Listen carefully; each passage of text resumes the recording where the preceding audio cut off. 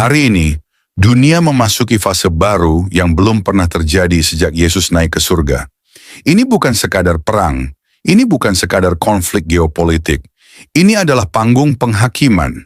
Apa yang dimulai dari konflik Israel-Hamas kini telah meledak menjadi konflik global.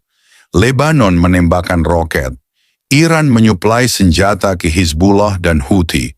Rusia, China, Brasil, bangsa-bangsa besar menyuarakan permusuhan terbuka terhadap Yerusalem. Di jalanan Paris, Jakarta, London, dan Santiago, massa berdiri dengan satu suara. Akhiri Israel. Dunia sedang mengangkat tangan melawan Yerusalem. Media dunia berpihak. Opini publik dikendalikan. Propaganda digital menjadikan Israel musuh bersama umat manusia. Tapi sesungguhnya, dunia sedang menyentuh milik Tuhan. Tuhan melihat, dan Tuhan akan menggugat. Yoel pasal 3 ayat 2 berkata, "Aku akan mengumpulkan segala bangsa dan membawa mereka turun ke lembah Yosafat.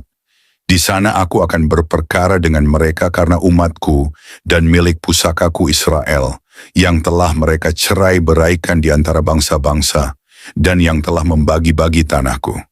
Tuhan sedang menggugat bangsa-bangsa, karena mereka mencerai-beraikan umatnya, mencabut akar sejarah Alkitabiah, dan mencoba membagi tanah yang adalah miliknya sendiri. Ini bukan lagi perang, ini penghakiman.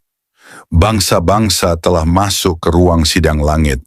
Yerusalem bukan hanya garis konflik, tapi garis api antara janji Tuhan dan pemberontakan dunia. Dan Alkitab tidak diam. Yoel 3 ayat 14. Banyak orang di lembah penentuan. Sebab hari Tuhan sudah dekat di lembah penentuan. Kita sedang hidup di lembah penentuan.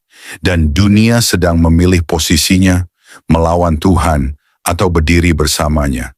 Sejarah berbicara, dan sejarah akan berulang. Setiap bangsa yang menyerang Israel akhirnya dihancurkan. Babel hilang, Asyur binasa, Roma runtuh, Nazi Jerman dibakar oleh sejarah, dan sekarang satu persatu bangsa modern berbaris menuju hukuman. Kenapa? Karena mereka tidak sedang memerangi Israel saja. Mereka sedang menantang Tuhan sendiri. Tetapi ini juga panggung untuk kedatangan Mesias.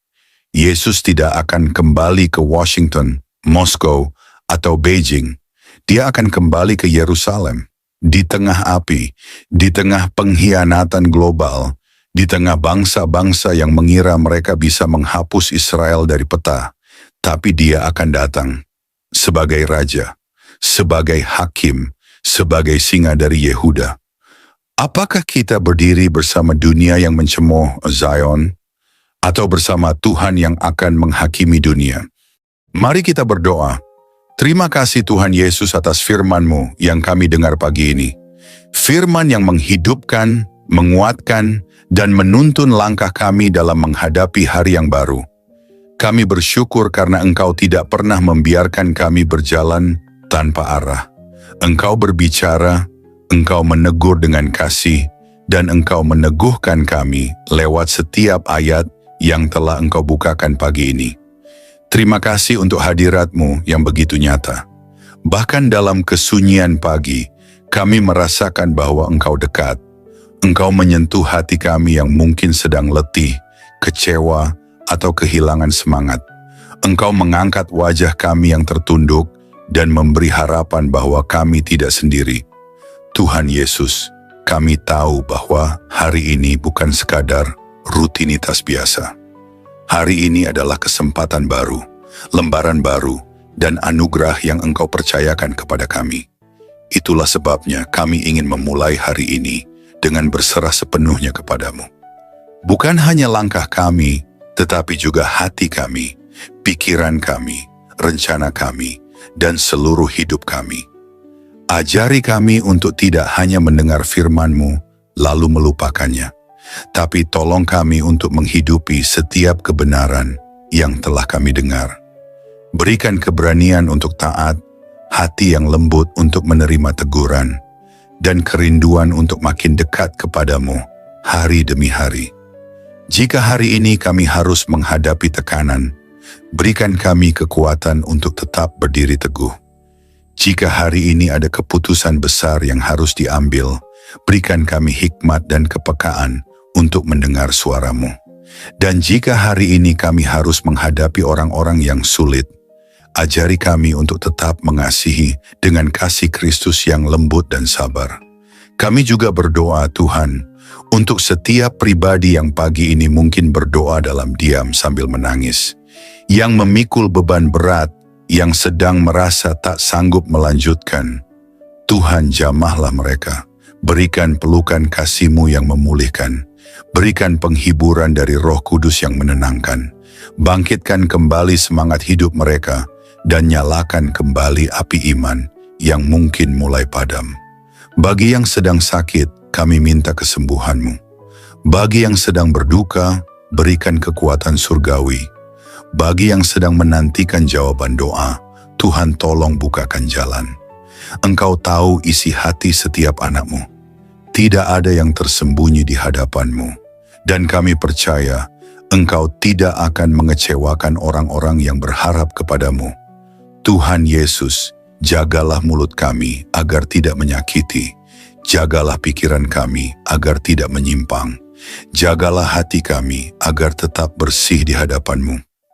Biarlah setiap langkah kami hari ini dipenuhi kasih dan kebenaran. Dan apapun yang kami kerjakan, biarlah semua itu mendatangkan kemuliaan bagi nama-Mu. Kami juga menyerahkan orang-orang yang kami kasihi ke dalam tangan-Mu. Lindungi keluarga kami, berkati pekerjaan mereka, kuatkan iman mereka, dan jadikan mereka saksi-Mu di tengah dunia ini. Teguhkan kami sebagai satu rumah tangga yang dibangun di atas dasar firman Tuhan.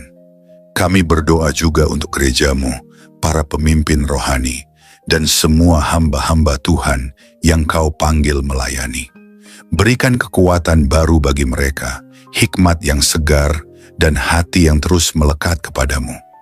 Bangkitkan gereja-Mu Tuhan, agar menjadi terang yang bersinar di tengah kegelapan zaman.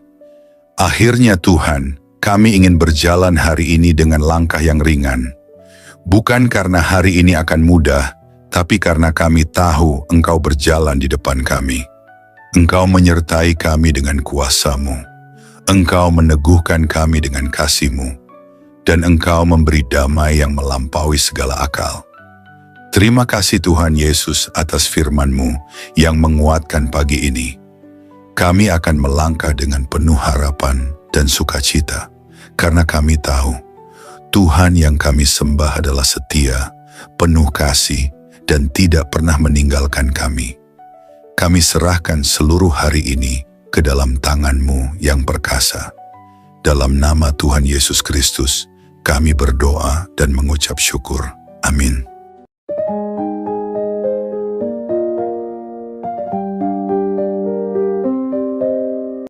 Terima kasih telah meluangkan waktu untuk mendengarkan renungan pagi ini. Di tengah hiruk pikuk dunia yang semakin bising, di tengah kecemasan yang tak henti menggedor pintu hati kita telah memilih untuk diam sejenak, untuk merenung, untuk mendengar suara Tuhan yang lembut, yang berbicara tidak lewat badai, tetapi lewat bisikan kasih yang menyejukkan jiwa. Biarlah setiap firman yang telah kita dengar hari ini menjadi pelita bagi kaki kita dan terang bagi jalan kita. Jangan hanya menjadi pendengar yang baik, tetapi jadilah pelaku firman, sebab hanya mereka yang melakukan kehendak Bapa yang akan bertahan ketika dunia digoncang. Hari ini mungkin kita tidak tahu apa yang akan kita hadapi. Mungkin ada tantangan, mungkin ada air mata. Tetapi satu hal yang pasti, Tuhan tidak pernah berubah. Kasih-Nya tetap sama, kuasa-Nya tidak berkurang, dan rencananya atas hidupmu tidak pernah gagal. Maka melangkahlah dengan iman, bukan dengan rasa takut. Tinggikan Yesus di setiap keputusanmu, dan ingatlah bahwa kamu bukan sendiri. Surga memperhatikanmu, malaikat berjalan di sekelilingmu, dan Roh Kudus diam di dalam hatimu, memberi penghiburan, penguatan, dan arahan setiap waktu. Sampai kita bertemu kembali dalam renungan yang akan datang, tetaplah haus akan kebenaran. Tetaplah rendah hati di hadapan Tuhan. Dan tetaplah menjadi terang di tengah dunia yang gelap. Selamat pagi. Selamat menjalani hari bersama Yesus. Tuhan Yesus memberkati.